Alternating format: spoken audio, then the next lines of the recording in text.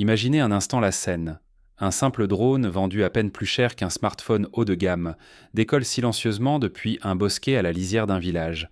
Quelques minutes plus tard, ce minuscule appareil, équipé d'une caméra et d'une charge explosive, s'approche d'un char d'assaut, fleuron technologique valant plusieurs millions d'euros, et le réduit en cendres d'une frappe précise.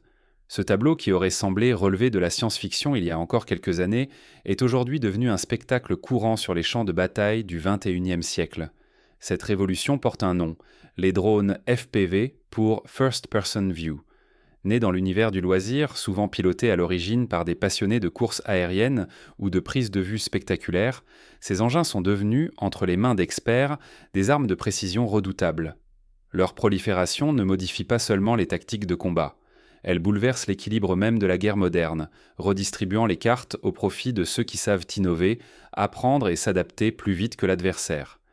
Derrière chaque séquence virale illustrant la destruction d'un blindé ou l'attaque d'une position retranchée, il y a une révolution silencieuse. Cette mutation requiert des centaines d'heures d'entraînement, une coordination sans faille et l'apparition de réseaux d'opérateurs capables d'innover et de déjouer, en temps réel, les défenses les plus sophistiquées. Les armées les mieux équipées voient ainsi fondre leur avance technologique, dépassée par l'agilité, la créativité et l'ingéniosité de ces nouveaux combattants. Sous-estimer ce bouleversement, c'est courir le risque de voir son arsenal, sa stratégie et même son image réduits à néant par des adversaires utilisant une technologie bon marché et accessible. Une armée incapable de s'adapter s'expose à des pertes évitables et à une perte de crédibilité sur la scène internationale. La question n'est plus de savoir si la guerre a changé, mais jusqu'où cette nouvelle ère du drone va bouleverser toutes nos certitudes. Pour comprendre la portée de cette mutation, revenons un instant sur l'évolution des drones FPV. Comment sont-ils passés du garage à l'arsenal stratégique ? Au début des années 2010, les drones étaient encore perçus comme de simples gadgets, réservés à quelques passionnés de modélisme ou à des vidéastes avides d'images inédites. Mais très vite, leur potentiel militaire attire l'attention. Dès 2014, lors du conflit en Ukraine, on observe les premières tentatives d'adapter des drones civils pour des missions de reconnaissance et d'observation. À titre de comparaison, rappelons-nous la Première Guerre mondiale, où l'apparition de l'avion a bouleversé la guerre de position. L'aéronef, longtemps considéré comme un jouet de riches, devient soudain un outil de reconnaissance puis de bombardement tactique. Il en va de même pour ces drones FPV, dont la vocation initiale était l'amusement, et qui se retrouvent, en quelques années, au cœur des stratégies militaires les plus pointues. Au commencement du conflit russo-ukrainien, le visage du champ de bataille semblait figé dans le passé. Les canons tonnaient, les convois blindés progressaient, les tranchées se creusaient. On aurait cru assister à un remake des affrontements du siècle précédent. Mais dans l'ombre, une poignée d'innovateurs prenait un pari audacieux, transformer de simples drones de loisirs en armes improvisées. Les tout premiers prototypes étaient rudimentaires. Avec des cadres en plastique ou en fibre de carbone, des moteurs de récupération et des batteries d'origine civile, ces drones transportaient dans Salem des grenades ou des charges récupérées, souvent fixées à la hâte à l'aide de rubans adhésifs. Le système de largage consistait en un moteur miniature, bricolé et commandé à distance. Ce n'était ni de la haute technologie, ni le fruit de laboratoires de recherche militaire. C'était l'expression pure de la débrouillardise, de l'audace et d'une volonté farouche de bouleverser les règles établies. Cette situation rappelle celle des résistants de la Seconde Guerre mondiale, qui improvisaient avec les moyens du bord pour retourner la supériorité technologique de l'ennemi à leur avantage. Très vite, ces drones bricolés prouvent leur efficacité. Pour une fraction du prix d'un char ou d'un canon, ils parviennent à neutraliser des positions retranchées, à désorganiser des colonnes de véhicules, voire à endommager des machines conçues pour survivre à des attaques bien plus puissantes. L'asymétrie des moyens devient criante. Quelques centaines d'euros suffisent pour détruire du matériel valant des centaines de milliers, voire des millions d'euros. Prenons l'exemple d'une opération menée par une unité ukrainienne en 2022. 3 drones FPV, d'un coût total de moins de 2000 euros, parviennent à neutraliser 2 transports de troupes blindées et à endommager un char, pour une valeur totale de plusieurs millions d'euros. Cette disproportion inédite démontre la puissance subversive de l'innovation née sur le terrain. Ignorer l'origine de cette révolution, c'est mésestimer la capacité du bricolage, de l'entraide et de l'apprentissage collectif à bouleverser les doctrines militaires et à défier la suprématie des grandes puissances. L'histoire militaire regorge d'exemples où l'ingéniosité et l'adaptabilité ont permis à des acteurs a priori faibles de renverser la situation. Les guérillas vietnamiennes utilisaient donc des pièges artisanaux contre l'armée américaine. Les résistants afghans adaptaient en fait leurs armes face aux chars soviétiques. Les pirates somaliens, avec des moyens dérisoires, menaçaient des navires de commerce ultramodernes. Pourtant, ce n'était qu'un début. Très vite, la logique de l'improvisation cède la place à une évolution fulgurante, propulsant les drones dans une nouvelle ère de la guerre. Survivre sur le champ de bataille n'est plus une question de force brute, mais d'innovation permanente. En quelques mois, la métamorphose des drones FPV est spectaculaire. Chaque composant, fréquence radio, moteur, protocole de contrôle, charge utile, évolue dans l'urgence. Les premières versions, bricolées à partir de modèles civils, sont fragiles et faciles à brouiller. Rapidement, les opérateurs abandonnent les fréquences classiques des drones de loisirs, comme le 5,8 GHz au profit de bandes plus basses, autour de 1,2 et 1,3 GHz, bien plus résistantes aux contre-mesures électroniques. L'évolution est comparable à celle des sous-marins pendant la Seconde Guerre mondiale. D'abord lents, peu profonds, faciles à repérer, ils deviennent, sous la pression de la guerre, des engins sophistiqués, difficiles à détecter, capables de frapper là où on les attend le moins. Les drones FPV suivent une trajectoire similaire. Les moteurs, d'abord conçus pour la compétition sportive, deviennent capables d'emporter des charges explosives de plusieurs kilogrammes. Ce bond technologique permet l'apparition d'une nouvelle génération de drones, des engins à usage unique, souvent sacrifiés lors de l'attaque, mais redoutables contre toutes sortes de cibles. La mission façonne désormais l'outil. Pour percer les blindages, les opérateurs adaptent des ogives de grenades anti-chars de calibre 85 mm issus de stocks soviétiques ou de fabrication récente. Contre l'infanterie ou les véhicules non protégés, on privilégie des charges à fragmentation, avec explosifs plastiques ou éclats. Cette spécialisation fait naître de véritables sous-familles de drones, anti-chars, assaut, reconnaissance, brouilleurs, voire logistique pour le ravitaillement rapide de petites unités isolées. Mais la révolution n'est pas uniquement technique. Avec l'intensification des combats, la standardisation s'impose. Formats de châssis, moteurs, caméras et systèmes de contrôle tendent à l'uniformité. Un moteur grillé ou une caméra détruite, les combattants remplacent la pièce en quelques minutes grâce à des stocks sur le terrain et à une transmission accélérée du savoir-faire. Ce partage d'expérience, d'abord informel, se structure rapidement. Des tutoriels vidéo circulent sur des canaux cryptés, des schémas techniques qui sont partagés entre unités et des formations express sont organisées, parfois en quelques jours, pour former de nouveaux opérateurs. Cette circulation rapide de l'information rappelle le fonctionnement des hackerspaces ou des Fab Labs civils, où le savoir-faire se transmet horizontalement et non plus seulement du haut vers le bas. Soldats professionnels comme volontaires doivent apprendre à apprendre, sous peine de voir s'alourdir les pertes. L'agilité technique et humaine bouleverse la hiérarchie classique. La supériorité matérielle cède la place à la capacité d'adaptation. Un exemple marquant, lors de la bataille de Bakhmout, des unités très mobiles parviennent, grâce à la réactivité de leurs opérateurs de drones, à s'emparer de positions clés malgré l'infériorité numérique. L'effet psychologique est immense. Chaque tankiste, chaque fantassin sait qu'il peut être ciblé à tout moment par un drone indétectable avant l'impact. Le stress, la peur de l'invisible, l'effritement du sentiment de sécurité sapent le moral des troupes. Cette guerre de l'innovation révèle l'impossibilité de rester statique, qui n'évolue pas recule, qui ne s'adapte pas subit. La métamorphose des drones FPV n'est pas seulement une histoire de matériel, mais une sélection implacable. Seuls les plus inventifs et les plus rapides à s'adapter survivent. Rester en arrière, c'est accepter la défaite, voire perdre tout contrôle du champ de bataille. Cette dynamique rappelle la théorie de l'évolution de Darwin, transposée au monde militaire, adaptation ou extinction. Une nouvelle spécialisation est née, l'opérateur de drone FPV, combattant hybride, qui redéfinit les règles de l'engagement moderne. Sa formation, ses compétences et sa place dans la chaîne de commandement bouleversent les équilibres traditionnels. Cette mutation technologique a aussi un impact considérable sur l'économie de la guerre. Le coût, la production et la diffusion de ces drones redéfinissent les rapports de force et la valeur de la supériorité militaire. Là où, autrefois, il fallait des mois de production et des budgets colossaux pour mettre sur pied une force blindée ou une escadrille aérienne, quelques ateliers bien organisés suffisent désormais à équiper des bataillons entiers de drones FPV. Derrière chaque drone se cache une organisation en pleine mutation. L'arrivée des drones FPV sur le champ de bataille ne bouleverse pas seulement l'arsenal. Elle oblige les armées à réinventer l'entraînement, la sélection et la structure de leurs forces. Tout commence par une filière de formation inédite. Les candidats opérateurs sont sélectionnés non seulement pour leurs compétences techniques, mais aussi à travers des tests psychologiques rigoureux. Il faut un sang-froid absolu, des réflexes éclairs et la capacité à décider sous un stress permanent.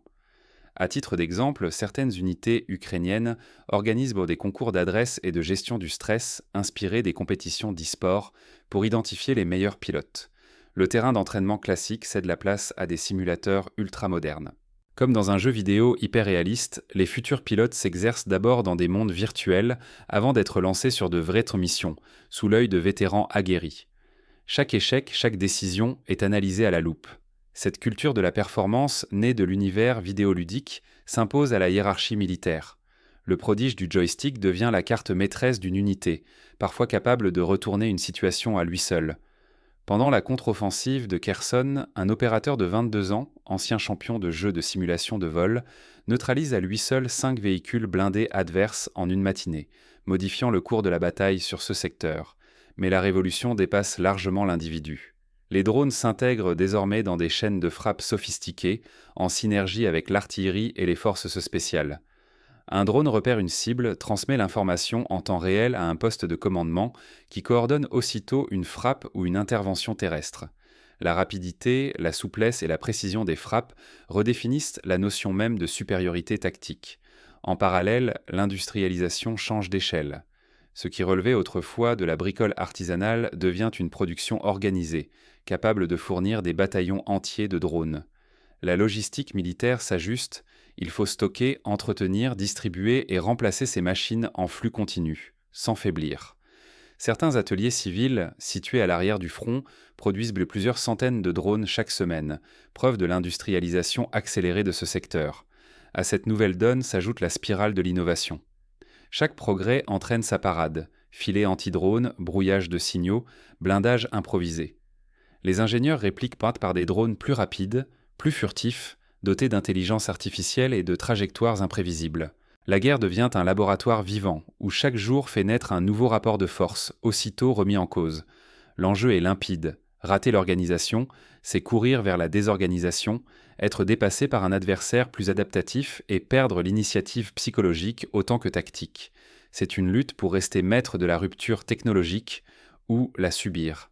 Un exemple frappant, lors de la bataille de Soledar, l'incapacité temporaire d'une brigade à intégrer efficacement les drones FPV dans sa stratégie conduit à des pertes humaines et matérielles significatives, démontrant la nécessité impérative d'évoluer. Mais cette transformation n'est que la partie visible de l'iceberg. Sous la surface, c'est une bataille pour le contrôle de l'innovation et de la perception. Les prochains chapitres dévoilent comment cette mutation bouleverse aussi la guerre de l'information et l'économie de la sécurité. Le drone FPV n'est plus un simple gadget, il réécrit l'art de la guerre. Imaginez un champ de bataille où nul endroit n'est véritablement sûr. Avec la montée en puissance des drones FPV, la notion même de zone protégée s'est évaporée. Première ligne ou arrière lointain, chaque recoin peut, du jour au lendemain, devenir une cible mortelle. La frappe chirurgicale, jadis privilège d'armées dotées de missiles hors de prix ou d'unités d'élite, est désormais accessible à n'importe quel groupe agile et bien formé. Quelques drones seulement, pour une fraction du coût d'un char, suffisent à anéantir des blindés ou à réduire à néant des fortifications. Un exemple, lors de l'offensive sur Robotine, une équipe de 6 opérateurs déploie une dizaine de drones FPV et détruit en 1 heure un convoi composé de 3 blindés et 5 camions logistiques. L'équilibre économique est pulvérisé. Il faut à peine quelques milliers d'euros pour transformer un appareil civil en une arme redoutable, capable de détruire du matériel militaire qui coûte des centaines de milliers d'euros. Cette asymétrie impose aux états-majors de revoir entièrement leur logistique et leur stratégie d'achat. Accumuler des stocks ne suffit plus. La vraie supériorité vient désormais de la formation et de la coordination des opérateurs. Les bataillons qui misent sur l'apprentissage, l'innovation et la collaboration prennent instantanément l'ascendant, reléguant la quantité de matériel au second plan. Le futur s'écrit déjà, l'intelligence artificielle s'invite dans la danse. Des logiciels de navigation autonome permettent aux drones de voler en essaim, de s'adapter en temps réel à l'environnement et d'opérer seuls. Bientôt, il ne sera plus question de piloter, mais de programmer, de superviser et d'anticiper les réactions d'entités autonomes sur un champ de bataille en perpétuelle évolution. Pour donner un exemple concret, des essais sont en cours pour permettre à plusieurs dizaines de drones de saturer les défenses d'un secteur en lançant des attaques coordonnées, rendant la tâche des défenseurs presque impossible. C'est l'équivalent de l'arrivée de la cavalerie légère face à des phalanges rigides. La mobilité et la souplesse changent la donne. Pour les armées comme pour les sociétés, un choix s'impose, adopter cette révolution ou la subir. Les entreprises payantes privées investissent à leur tour dans la formation aux drones, anticipant les besoins de demain dans la sécurité, la logistique et la surveillance. Pour chacun d'entre nous, l'urgence est d'apprendre, d'adapter, voire d'inventer ces nouvelles compétences qui façonneront la sécurité et la compétitivité de demain. Mais la question demeure, la guerre restera-t-elle humaine face à la montée des essaims de drones et d'intelligence artificielle ? Ou sommes-nous déjà entrés dans une ère où l'humain risque de perdre la main, dépassé par la vitesse et l'autonomie de ses propres créations ? Au-delà de la technologie, ce sont les mentalités et les systèmes entiers qui doivent évoluer. Comment répondre à ce bouleversement ? Voici venu le temps où l'invisible et le minuscule redessinent la carte du monde visible. En quelques mois à peine, les drones FPV sont passés du statut de gadget à celui d'icône d'une nouvelle ère. Ils incarnent une métamorphose profonde et irréversible. La guerre n'est plus l'affaire de masse ni de colossaux arsenaux. L'avantage appartient désormais à ceux qui savent improviser, s'adapter, inventer, parfois dans le secret d'un simple atelier. Chaque drone lancé dans le ciel impose une question lancinante. Qui tient vraiment les rênes de ce pouvoir ? Car derrière la machine, il y a toujours une main, un regard, une décision. Mais l'anonymat de la technologie, la dispersion des moyens, dilue la responsabilité et trouble la conscience des actes. Désormais, le risque ne se limite plus au champ militaire. Tout le tissu de la société est concerné. Quand l'innovation stratégique émane d'un garage, quand quelques rêveurs ou bricoleurs bouleversent le front, qui sera le prochain acteur inattendu ? Comment tracer encore les frontières de l'éthique et du droit quand le rythme s'accélère sans cesse ? Fermer les yeux sur cette mutation, c'est s'exposer à devenir spectateur ou victime de la prochaine rupture. Les vieilles doctrines vacillent. La sécurité d'hier ne résiste pas à la souplesse des outils d'aujourd'hui. Quelques centaines d'euros pour un drone peuvent rendre vulnérables des systèmes coûtant des millions. L'économie de la guerre se retourne contre elle-même. Le champ de bataille, autrefois chasse gardée des États et des industries géantes, s'ouvre à des milliers d'acteurs dispersés. La guerre devient plus fluide, plus insaisissable, et par là même plus difficile à réguler. La frontière entre civils et militaires s'efface, tandis que l'information fuse de réseau en réseau, portée par des opérateurs, activistes ou génies de fortune. Face à ce basculement, faut-il accepter la fatalité de l'innovation sans fin, ou tenter encore de réguler, d'anticiper, d'éduquer ? Ignorer ces questions, c'est laisser le hasard ou la violence écrire la suite. L'histoire nous enseigne que chaque révolution technologique, de la poudre à canon à l'Internet, a soulevé des défis éthiques et sociaux majeurs, mais aussi ouvert des opportunités inédites pour la société. La responsabilité n'est plus réservée aux stratèges ou aux États, elle incombe à chacun. Comprendre, débattre, définir de nouvelles règles, voilà notre rôle collectif. Car à l'aube de cette révolution, l'humain n'est pas condamné à n'être qu'un pion. Il lui reste à redevenir stratège, arbitre, acteur conscient de son avenir partagé. En conclusion, la révolution des drones FPV n'est pas qu'une évolution technique, mais une transformation profonde de la guerre, de la société et du rapport au pouvoir. L'avenir appartient à ceux qui sauront anticiper, s'adapter et agir en conscience. La question n'est donc pas seulement technique ou militaire, elle est éminemment humaine. À l'heure où chaque drone peut bouleverser le cours d'une bataille, il nous appartient collectivement de réfléchir aux règles, aux valeurs et aux choix qui guideront la prochaine génération d'innovateurs, de stratèges et de citoyens. L'histoire continue de s'écrire, et nous en sommes, plus que jamais, les auteurs.